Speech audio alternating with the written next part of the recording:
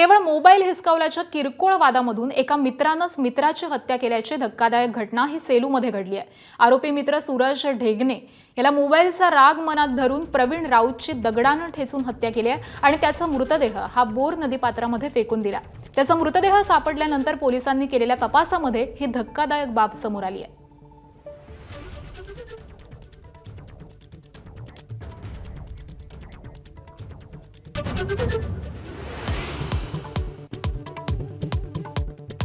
पुण्यात Chhagan भुजबळांचं helicopter land करताना पायलटची मोठी चूक। हेलिकॉप्टर लँड न करता वाहनांच्या पार्किंगमध्ये हेलिकॉप्टर उतरवलं। भुजबळ अपघातातून थोडक्यात बचावले।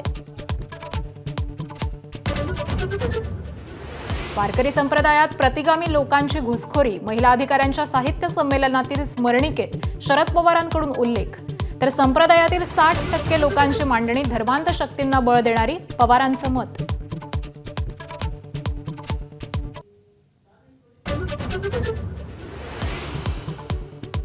शरद पवारांच्या वारकरी संप्रदायाबाबतच्या भूमिकेवरून सत्ताधाऱ्यांची टीका। शरद पवारांनी वारीला समजून घ्यावं, सुधीर मुनगंटीवारांचा निशाणा। तर तुषार भोसलेंकडून पवारांचा मौलाना असा उल्लेख।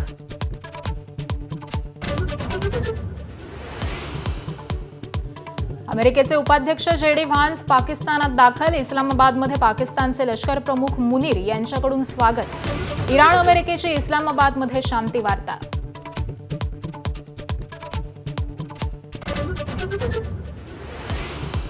अतिरिक्त मुख्य सचिव मनीषा म्हैसकरांचा महायुती सरकारवरती गंभीर आरोप।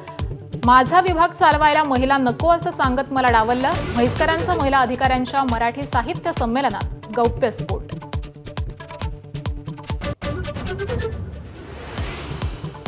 हिंगोली, परभणी, नांदेड, वाशिम, यवतमाळ जिल्ह्यामध्ये भूकंपाचे धक्के। 4.7 रिश्टर स्केलचा भूकंप। काही घरांना तडे गेल्याची माहिती। घाबरून न जाण्याचं प्रशासनाचं आवाहन।